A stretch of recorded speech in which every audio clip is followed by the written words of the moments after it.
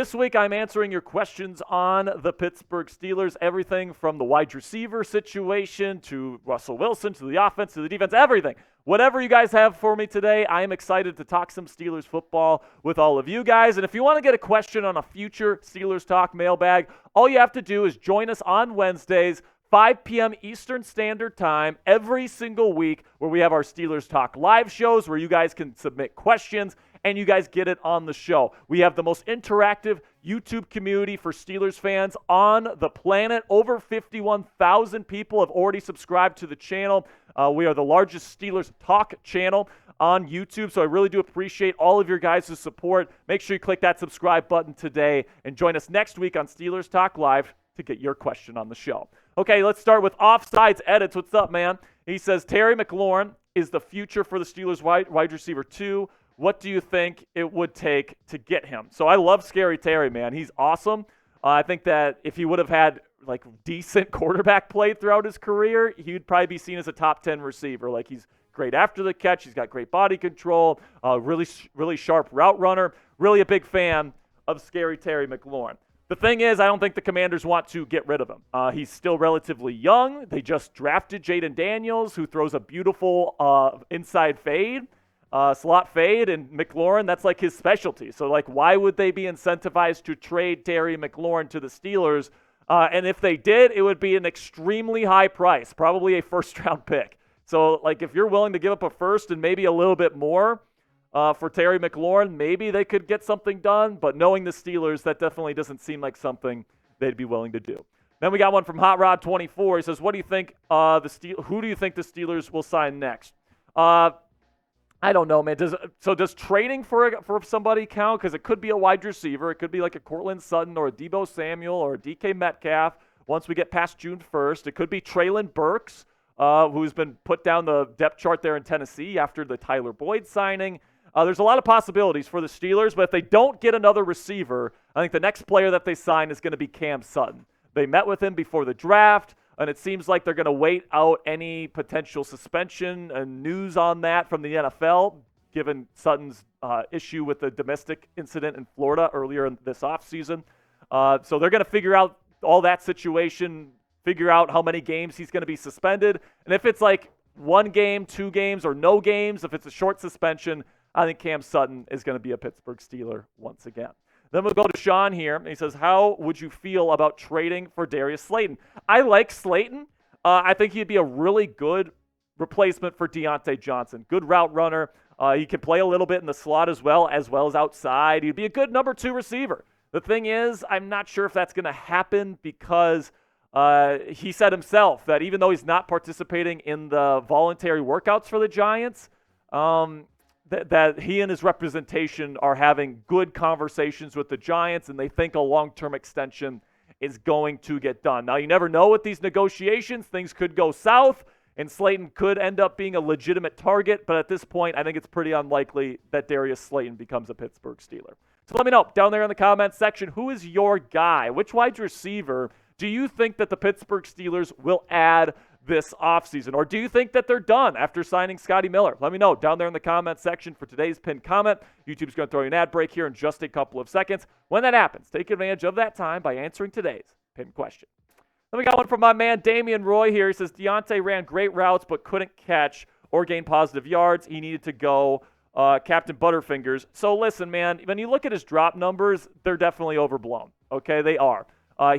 He had some really bad moments of drops, some really bad concentration drops, but if you look at his overall drop percentage, it was about league average to slightly above league average. So I don't think that I think that the drop thing was definitely a bit overblown. He was always getting open as well.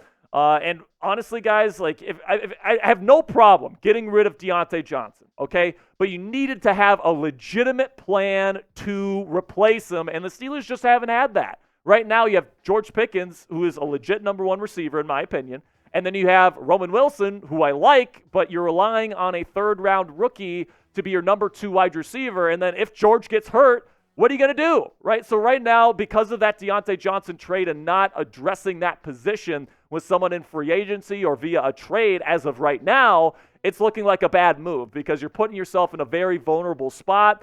If the Steelers end up getting a Cortland Sutton, a Deebo Samuel, a DK Metcalf, or somebody to fill that role, I don't mind getting rid of Deontae, all right? But if you end up having Scotty Miller, Van Jefferson, Quez Watkins, and Calvin Austin III vying for the third wide receiver spot when they should be backups, I mean, I just think it's a huge mistake to get rid of Deontae Johnson if you don't replace him. Then we got a $20 super chat here from my man John Sennett. And he says, Arthur Smith likes big body receivers that can block. Why are we picking up these tiny receivers nobody heard of? We still need a legit wide receiver too. I completely agree here, John. Now, the reason why they're getting all these guys, if you know, the common thread with these wide receivers, Scotty Miller, Calvin Austin III, Van Jefferson, Quez Watkins, even Roman Wilson, what all these guys have in common is that they're deep threats. Okay, and what the Steelers, I think, are trying to do here is they're going to try to establish the run game, dominate at the line of scrimmage, have Najee and Jalen dominate this year in the run game, and then essentially bomb it deep off of play action. So they're getting as many deep threats, fast deep threats on their offense as humanly possible. And I completely agree with you, though. Like, yes, you have all these guys that can take the top off the defense, that can be a legitimate deep threat.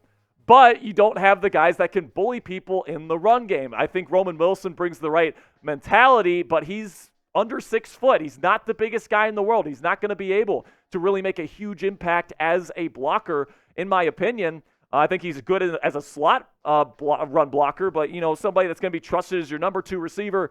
I have my questions, and George Pickens is fine. I don't have any questions about him, but I completely agree with you here, John. You need to go out and get a legit number 2 receiver that's a bigger body that you trust on the outside. And I really hope that Omar Khan is still keeping the door open to that. Now, before we get into the rest of this week's questions on the mailbag, I want to have a word from our sponsor here at PrizePicks. Go to prizepicks.com/CLNS or download the PrizePicks app today.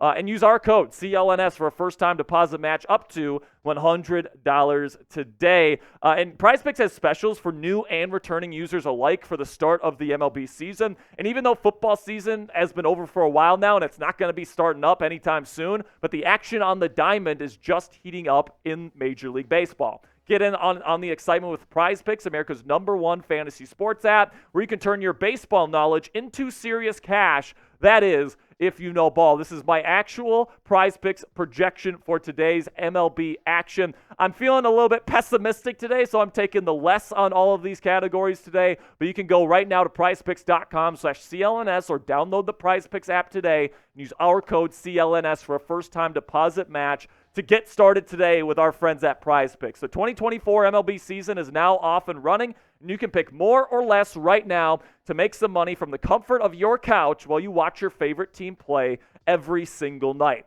PrizePicks is super simple to play. All you have to do is pick more than or less than on 2 to 6 player stat projections and then watch the winnings roll in. Get started now if you haven't already, especially if you know ball. Go to prizepicks.com/CLNS or download the PrizePicks app today and use our code CLNS for a first-time deposit match up to $100. You can pick more or you can pick less. It's that easy with our friends at PrizePicks. We got one from Atlantis JP here. He says, would you take a 1-for-1 trade of Puka Nacua for George Pickens? It's an interesting scenario there. I don't think either team would even entertain that.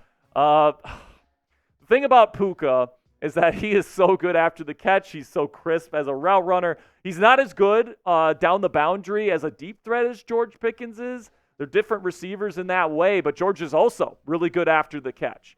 So listen, man, I think that Nacua might be, let's put it this way, might be a little bit better off the field in terms of his attitude, so maybe I'd rather go with Nacua. But George is a phenomenal talent, man, and I'm very happy he's on the Pittsburgh Steelers.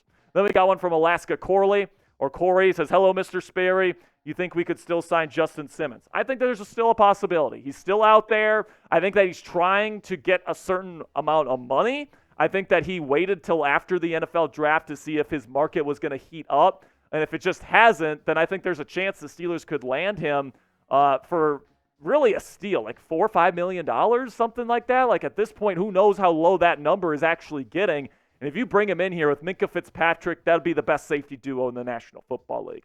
Then we got one from Patrick Starr here. He says, trade Najee and sign Cam Akers or Jerick McKinnon. Cam Akers is interesting. I will say that. But, he's dealt with injuries and all these different things. And I just think that Najee is a much more reliable option that has a lot less question marks surrounding it.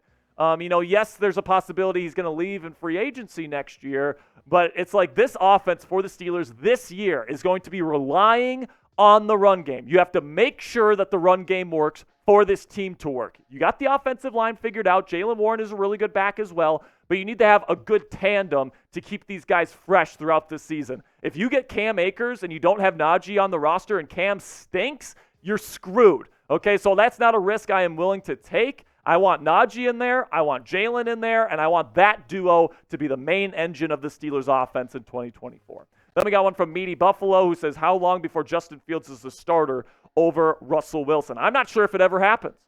Now, I know there's a lot of Steelers fans that think it is going to happen and want it to happen because Russ is kind of on the decline of his career. At least that's the way the trajectory's going. And then Justin Fields is still young and he's super talented, and it seems like he's on the upswing, right? So I understand that based on the momentum figures there, it seems like, Fields is the future, Russ is the past. But listen, man, if Russell Wilson comes in and wins 12, 13 games, wins the division and a playoff game, you're seriously just going to let him walk and sign the guy that didn't play all season to be the next quarterback of the Pittsburgh Steelers? I'm not sure if that's going to happen. I think Russ, if he plays well, he's going to get an extension, and because Justin Fields is a free agent next year, he's going to take an opportunity to start if he gets one next offseason.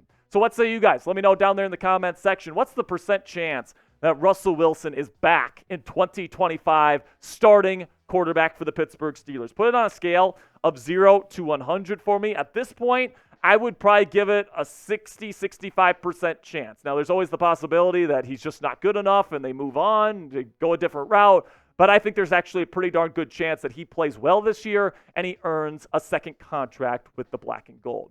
Then we got one from Seth Orty here. He says they should trade for Chris Godwin. I would love this, man. Chris Godwin would be a great fit. He's inside-outside versatile. He's a good run blocker. He's a bigger body, great route runner with good hands. I would love for Chris Godwin to be the number 2 receiver for the Pittsburgh Steelers. The thing is, I don't think Tampa Bay is really looking to trade off their pieces right now. I mean, they brought back the entire crew from their playoff run last year. They're running it back with Baker and Mike Evans and all these different guys that they had on their roster last year. And I'm not sure if a team that's trying to win now is going to want to trade Chris Godwin, even though he's on the last year of his deal. Make sure you click that thumbs up icon if you haven't already. If you are a Steelers Talk Real one, you watch our shows, you support our channel. Really do appreciate all of your guys' support, because without you, we wouldn't be doing this every single day. So thank you so much. Now we got one from Jeff J. What's up, Jeff? And he says, would you rather Cam Sutton over Stephon Gilmore? So I think it depends what the Steelers want. If they want an outside corner and they feel like Deontae Johnson can move into the slot, which I think is an interesting idea, I would go with Stephon Gilmore. He's the better player than Sutton. He'd make this the best secondary that it could be. All right, but if you want just a true slot, you think Deontae is a true outside corner, and you just need somebody to play nickel, Cam Sutton is probably going to be their choice, in my opinion. So I think the more likely scenario is Cam Sutton, but personally, I would rather take Stephon Gilmore. Then we got one from Nathan Glass. What's up, Mr. Glass? He says, do you think Cam will get more or less than 7.5 sacks? Talking about Cam Heyward here, I'm assuming. PrizePicks. Oh, more or less. More or less on PrizePicks. 7.5 sacks. Let us know down there in the comment section. For me, guys, I think he's going to get more. I think that last year he was dealing with injuries, so people looked at his Pro Football Focus grade and his production and said, oh, Cam's fallen off a cliff. He stinks now. And that's just not the case. He actually played pretty darn well last year, and that was with a groin injury, okay? Cam Heyward is still a Pro Bowl caliber defensive tackle, in my opinion. I think he's going to play that way next year, and I think he gets more than 7.5 sacks, and it's going to be a good year for him. Then we got one from Electric Eric. He says, what move, if any, do you think was a mistake by Omar Khan this offseason? So we said in the video earlier this week, I actually broke this down. I think if they fail to get a number 2 wide receiver this offseason, the big mistake this offseason was trading away Deontae Johnson without a plan. Now, I think their plan was to get Mike Williams, but he ended up signing with the Jets before they could have a visit with him, and that kind of derailed their entire plan for this year. But when I look at that trade, you could have kept Deontae Johnson, and then you could have traded a third-round pick in 2025 for L'Jarius Sneed. Sneed's a better corner than Deontae Jackson is, and you get to keep your number 2 wide receiver. And if you didn't want Deontae, you could have just kept him in that scenario and then used him as a trade piece to get somebody else, like a Brandon Ayuk or a Deebo Samuel or a DK Metcalf. But now, because you trade him away for Deontae Jackson in Carolina, you don't have that trade piece anymore. So I think that was probably the one mistake I would say. But let me know down there in the comments section, is there a move that the Steelers have made this offseason that's a mistake, in your opinion? Let me know down there in the comments section what you guys have to say. Then we got one from Robert Maxwell here. Yeah, do you have any regrets? Then we got Steelers Nation, will Najee Harris number approve behind Russell Wilson? What's he saying here? Oh, will his like stats improve? I hope so, right? His efficiency, his yards per carry number has been very bad throughout his career. But you can say that is because of poor offensive line play or what have you, but Jaylen Warren has been running behind the same lines, and he has been way more efficient. So Najee has always been somebody that's gotten a lot of volume, and that's why he's gotten over 1,000 yards rushing every year in his career. He's a workhorse, and he's got the body type to really take that kind of pounding pause. But, I look at Najee Harris, and I really hope that he has a big-time year this year. He's had some issues in the past with vision. You really have to be somebody that plays with good vision in this wide zone system because you have to be able to see the holes, put your foot in the ground, and then explode out of it. So it's going to be interesting to see how Najee does this year. But it's definitely apparent here that the Pittsburgh Steelers are at least not convinced that he's going to be a perfect fit in this offense this year. And I will predict right now Jaylen Warren will have more production than Najee this season. So that'll be it for this week's mailbag, guys. Really do appreciate all of your support. Make sure you click that subscribe button if you haven't already. And then join us next week, Wednesday, 5 p.m. Eastern Standard Time, if you want to get a question on next week's Steelers Talk mailbag on Steelers Talk Live.